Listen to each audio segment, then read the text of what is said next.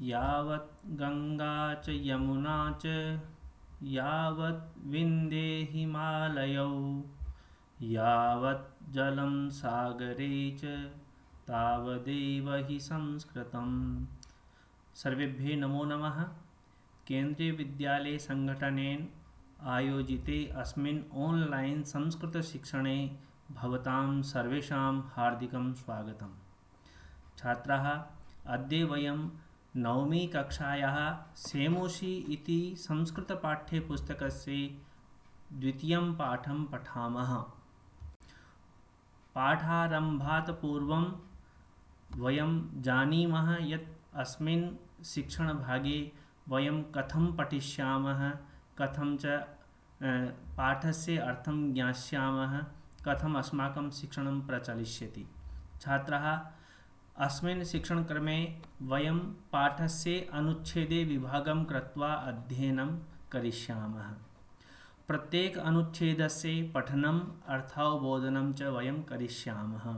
प्रत्येक अनुच्छेद को हम पढ़ेंगे, समझेंगे, उसका अर्थ जानेंगे। तस्मात् अनुच्छेदात् संधियुक्त पदानां विच्छेदः वयं जानीमः।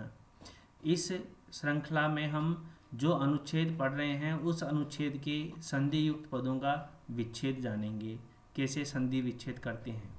अनुच्छेदे आगतानां क्लिष्ट पदानां अर्थज्ञानं वयं करिष्यामः। कठिन शब्दों का अर्थ जानेंगे और सीबीएसई अनुरूपाः प्रश्नाः तेषां समाधानं च वयं करिष्यामः। जिस प्रकार से सीबीएसई के प्रश्न पत्र में अनुच्छेद से प्रश्न पूछे जाते हैं, उसी के अनुसार उसी अनुरूप प्रश्न यहाँ पर आपसे पूछे जाएंगे अनुच्छेद में से, और उनके प्रश्नों के उत्तर भी हम जानेंगे। छात्राः, अद्य वयं द्वितीयं पाठं पठामः। द्वितीय पाठस्य नाम अस्ति स्वर्णकाकः। स्वर्णकाकः अर्थात स्वर्णमयः काकः, सोने का कौवा, गोल्डन क्रो जिसको बोलते हैं। छात्रों, यह पाठ पद्म शास्त्री के द्वारा लिखित विश्व कथा शतकम नामक पुस्तक से लिया गया है। पाठ आरंभ करते हैं। पुरा कस्मिंश्चित् ग्रामे एका निर्धना वृद्धा स्त्री निवसत्। तस्याश्चैका दुहिता विनम्रा मनोहरा च आसीत्। एकदा माता स्थाल्यां तण्डुलान् निक्षिप्य पुत्रीम् आदिदेश। सूर्यातपे तण्डुलान् खगेभ्यो रक्ष। किञ्चित् कालादनन्तरम् एको विचित्रः काकः समुद्दीये तामुपाजगाम। नैतादृशः स्वर्णपक्षो रजतचञ्चुः स्वर्णकाकस्तया पूर्वं दृष्टः। तं तण्डुलान् खादन्तं हसन्तं च विलोक्य बालिका रोदितुम् आरब्धा। तं निवारयन्ती सा प्रार्थयत्, तण्डुलान् मा भक्षये, मदीया माता अतीव निर्धना वर्तते। स्वर्णपक्षः काकः प्रोवाच, मा शुचः, सूर्योदयात् प्राक् ग्रामात् बहिः पिप्पलवृक्षम् अनु त्वया आगन्तव्यम्। अहं तुभ्यं तण्डुलमूल्यं दास्यामि। प्रहर्षिता बालिका निद्रामपि न लेभे। अधुना वयम् अस्य अनुच्छेदस्य सन्धिकार्यम् अर्थं च जानीमः। छात्राः, पुरा कस्मिंश्चित् ग्रामे एका निर्धना वृद्धा स्त्री निवसत्। प्राचीन काल में किसी गांव में एक गरीब वृद्ध स्त्री रहती थी। तस्याश्चैका दुहिता विनम्रा मनोहरा च आसीत्। तस्याः प्लस च प्लस एकः, उसकी एक दुहिता अर्थात पुत्री, उसकी एक पुत्री बहुत विनम्र और मनोहर थी, सुंदर थी। एकदा माता स्थाल्यां तण्डुलान् निक्षिप्य पुत्रीम् आदिदेश। एक दिन माता ने थाली में चावल रखकर, चावल स्थापित करके पुत्रीम आदिदेश, अपनी पुत्री को आदेश दिया। सूर्यातपे तण्डुलान् खगेभ्यो रक्ष, क्या आदेश दिया? हे पुत्री, सूर्य की आतप यानी प्रकाश में रखे हुए चावलों की तुम पक्षियों से रक्षा करो। तुम ये सुनिश्चित करो कि कोई पक्षी उन चावलों को नहीं खाए। किंचित कालादनंतरम एको विचित्रः काकः समुड्डीये तामुपाजगाम। किंचित अर्थात कुछ समय के बाद, अनंतरम अर्थात पश्चात, कुछ समय के बाद एक बड़ा ही विचित्र काक कौवा उड़ करके वहाँ आया। ताम उपजगाम तत्र आगच्छत। नैतादृशः स्वर्णपक्षो रजतचंचुः स्वर्णकाकस्तया पूर्वं दृष्टः। न एतादृशः नैतादृशः, ऐसा सोने के पंखों वाला, चांदी की चोंच वाला, सोने का कौवा, तया अर्थात उसने, उस बालिका ने, न पूर्वम दृष्टः पहले कभी नहीं देखा था। तम तंडुलान खादंतम हसंतं च विलोक्य बालिका रोदितुम आरब्धा। उस कौवे को चावलों को खाते हुए और हंसते हुए देखकर बालिका ने रोना आरंभ कर दिया। विलोक्य अर्थात दृष्टवा, देखकर। तम निवारयन्ती सा प्रार्थयत। उस सोने के कौवे को दूर भगाती हुई वह बालिका प्रार्थना करने लगी। तंडुलान माँ भक्षये, तुम चावलों को मत खाओ। मदीया माता अतीव निर्धना वर्तते, मेरी माँ बहुत गरीब है। स्वर्ण पक्षः काकः प्रोवाच, सोने के पंखों वाला वह कौवा बोला। प्रोवाच अर्थात अवदत, वह बोला। माँ शुचः, तुम दुख मत करो। सूर्योदयात् प्राक् ग्रामात् बहिः पिप्पल वृक्षम अनु त्वया आगंतव्यम। सूर्योदय से पहले, प्राक अर्थात पूर्वम, सूर्योदय से पहले गांव के बाहर पीपल के पेड़ के नीचे तुम, त्वया आगंतव्यम अर्थात तुम्हें आना है या तुम आ जाना। अहम तुभ्यम तंडुल मूल्यम दास्यामि, मैं तुम्हें तुम्हारे चावलों का मूल्य दूंगा। प्रहर्षिता बालिका निद्राम अपि न लेभे, वह इतनी बालिका इतनी प्रसन्न हुई कि वह रात को अच्छे से सो भी नहीं सकी, निद्रा भी नहीं ले सकी। यह इस अनुच्छेद का अर्थ है। अब हम इस अनुच्छेद से कुछ प्रश्न देखते हैं। प्रथमः प्रश्नः अस्ति निर्धना वृद्धा कुत्र अवसत, वह गरीब वृद्धा कहाँ रहती थी, अर्थात ग्रामे। अनंतरम दुहिता कीदृशी आसीत्, दुहिता अर्थात पुत्री, कीदृशी अर्थात केसी, दुहिता कीदृशी आसीत्, अत्र लिखिता अस्ति विनम्रा मनोहरा च, विनम्रा मनोहरा च। तंडुलान केभ्ये रक्ष खगेभ्ये, बालिका किं दृष्ट्वा रोदितुम आरब्धा। अस्य प्रश्नस्य उत्तरं पूर्णवाक्येन लेखनीयम्। बालिका किं दृष्ट्वा रोदितुम आरब्धा, बालिका क्या देख करके रोने लगी। बालिका काकम तंडुलान खादंतम हसंतं च विलोक्य रोदितुम आरब्धा। हमें अनुच्छेद में से कोई भी पंक्ति ज्यों की त्यों उठा करके नहीं लिखनी है, उसमें प्रश्न के अनुसार हमें परिवर्तन करना है। इसको देखिए हम किस प्रकार से लिखेंगे। बालिका काकम तंडुलान खादंतम हसंतं च दृष्ट्वा रोदितुम आरब्धा। इस प्रकार से हमें प्रश्न के अनुसार ही उत्तर लिखना है। धनिका पदस्य विलोम पदम किम, निर्धना। धनिका पदस्य विलोम पदम अस्ति निर्धना। अनन्तरम अवदत् इति पदस्य पर्याय पदम किम, अवदत् अस्य पर्याय पदम अत्र आसीत् प्रोवाच, प्रोवाच। अधुना वयम् अग्रिमम् अनुच्छेदं पठामः। सूर्योदयात् पूर्वमेव सा तत्र उपस्थिता, जब उस सोने के कौवे ने उसको कहा कि तुम दुख मत करो, कल सुबह प्रातःकाल सूर्योदय से पहले पीपल के पेड़ के नीचे तुम आ जाना, मैं तुम्हें तुम्हारे चावलों का मूल्य दे दूंगा। उसके बाद क्या होता है देखिए। सूर्योदयात् पूर्वमेव सा तत्र उपस्थिता वृक्षस्य उपरि विलोक्य सा चाश्चर्यचकिता संजाता यत् तत्र स्वर्णमयः प्रासादो वर्तते। यदा काकः शयित्वा प्रबुद्धस्तदा तेन स्वर्णगवाक्षात् कथितं हो बाले त्वम् आगता तिष्ठ अहं त्वत्कृते सोपानम् अवतारयामि तत्कथये स्वर्णमयं रजतमयमुत ताम्रमयं वा कन्या प्रावोचत् अहं निर्धनमातुर्दुहिता अस्मि ताम्रसोपानेनैव आगमिष्यामि परं स्वर्णसोपानेन सा स्वर्णभवनम् आससाद तत्र सन्धियुक्तपदानि अत्र सन्ति अर्थं पश्यन्तु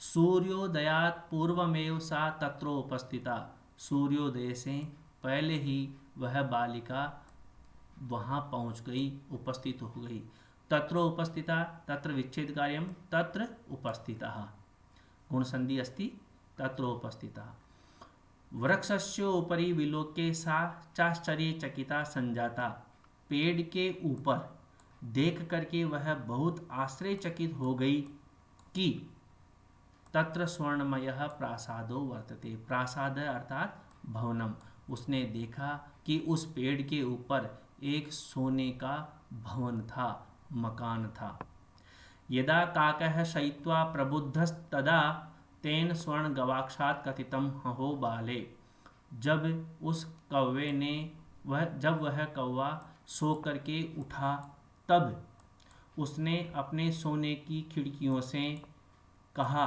बोला हो बाले हे बाले त्वम आगता तुम आ गई तिष्ठ रुको अहम त्वत्कृते सोपानम अवतारयामि सोपानम अवतारयामि अत्र संयोग अस्ति अत्र पदद्वयम् अस्ति सोपानम अवतारयामि अवतारयामि अर्थात उतारता हूँ बाले तुम रुको मैं तुम्हारे लिए ऊपर से एक सिड्डी उतारता हूँ तत्कथये परंतु बताओ कहो स्वर्णमयम रजतमयम उत ताम्रमयम वा मैं तुम्हारे लिए किस प्रकार की सिड्डी उतारूं सोने की चांदी की अथवा ताम्र अर्थात तांबे की उत अस्य अर्थः भवति अथवा बताओ किस प्रकार की सिड्डी से तुम महल में आना पसंद करोगी कन्या प्रावोचत लेकिन वह कन्या बोली अहम निर्धन मातुर दुहिता अस्मि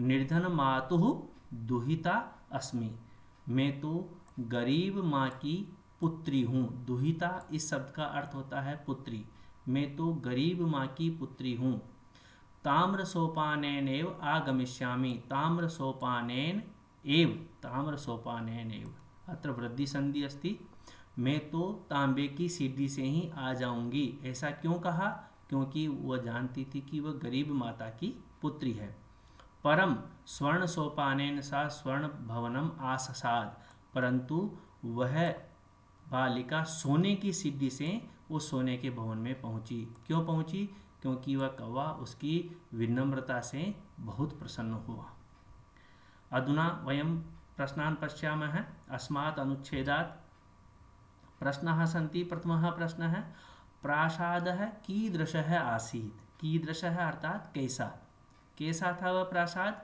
स्वर्णमयः उत्तरं पश्यामः अस्तु स्वर्णमयः अनन्तरं प्रश्नः अस्ति कः शयित्वा प्रबुद्धः कौन सोकर उठा या जागा काकः काकः बालिकायै किम अवतारयति क्या उतारता है वह कौवा बालिका के लिए क्या उतारता है सोपानम अवतारयामि इति क्रियायाः कर्ता कः अवतारयामि इति उत्तम पुरुषस्य एकवचनस्य क्रिया अस्ति अतः अस्य कर्ता अस्ति अहम् अनन्तरं सुप्तः अस्य विलोमपदं किम् सुप्तः अस्य विलोमपदम् अस्ति प्रबुद्धः प्रबुद्धः अर्थात जग गया या सुप्तः अर्थात सो गया सुप्तः का विलोम प्रबुद्धः काकस्य प्रश्नं श्रुत्वा कन्या किम अवदत् जब कौवे ने ये प्रश्न पूछा कि तुम किस प्रकार की सिद्धि से आना पसंद करोगी तो वह बालिका क्या बोली काकस्य प्रश्नं श्रुत्वा कन्या अवदत् अहम निर्धन मातुः पुत्री अस्मि मैं तो गरीब माता की पुत्री हूँ अतः ताम्र सोपानेन एव आगमिष्यामि। इस प्रकार से इस अनुच्छेद में से हमने देखा कि ये पहला और दूसरा प्रश्न जो है वो एक पदेन उत्तर, फिर तीसरा प्रश्न जो है वो जो है तीसरा प्रश्न भी एक पदेन उत्तरत है, चौथा और पांचवा प्रश्न हमारा भाषिक कार्य का प्रश्न है, और छठा प्रश्न हमारा पूर्ण वाक्य का प्रश्न है, जिनका उत्तर हमें पूर्ण वाक्य में देना है। यही 3 प्रकार के प्रश्न हर बार परीक्षा में इसी तरह से पूछे जाते हैं, इसलिए आपको इनका उत्तर इसी प्रकार से देना है। अग्रे चलामः है। चिरकालं भवने चित्र विचित्र वस्तूनि सज्जितानि दृष्ट्वा सा विस्मयं गता। जब वह बालिका सोने की सीढ़ी से उस सोने के कव्वे के महल में पहुंची, वहां जाने के बाद क्या हुआ, यह इस अनुच्छेद में बताया गया है। चिरकालं भवने चित्र विचित्र वस्तूनि सज्जितानि दृष्ट्वा सा विस्मयं गता।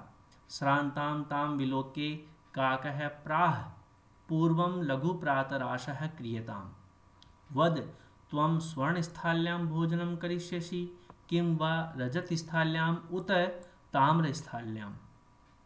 बालिका व्याजहार। ताम्रस्थाल्याम् एव अहं निर्धना भोजनं करिष्यामि। तदा सा कन्या चाश्चर्ये चकिता संजाता यदा स्वर्णकाकेन स्वर्णस्थाल्यां भोजनं परिवेशितम्। नेताद्रक स्वादु भोजनम अद्यावधि बालिका खादितवती। काको ब्रूते बालिके अहम इच्छामि यत् त्वं सर्वदा चात्रैव तिष्ठ, परं तव माता वर्तते चैकाकिनी। त्वं शीघ्रमेव स्वगृहं गच्छ। इत्युक्त्वा काकः कक्षाभ्यन्तरात् तिस्रो मंजूषा निस्सार्ये तां प्रत्यवदत्। बालिके यथेच्छं गृहाण मंजूषामेकां। लघुतमां मंजूषां प्रगृह्य बालिकया कथितम् इयदेव मदीये तण्डुलानां मूल्यम्।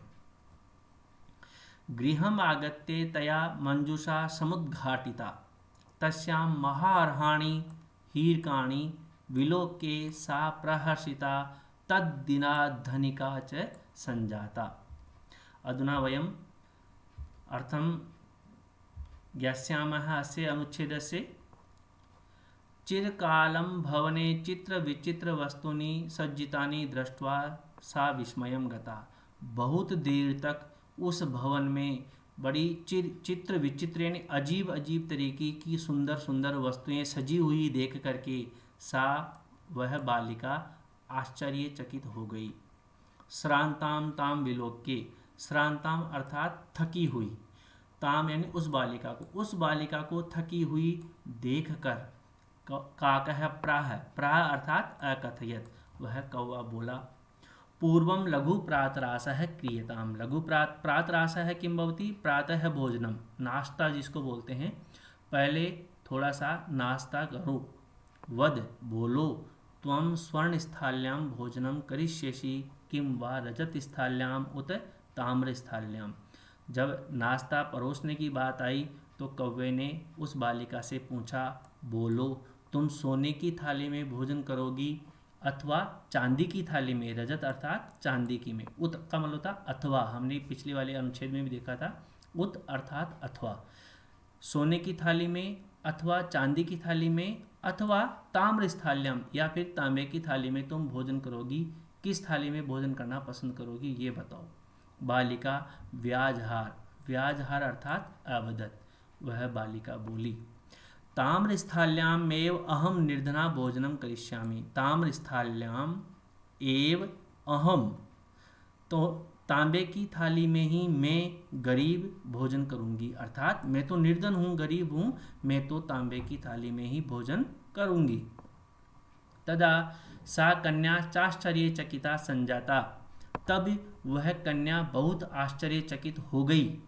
यदा स्वर्ण काकेन स्वर्ण स्थाल्यां भोजनम परिवेशितम। परिवेशितम अर्थात प्रदत्तम।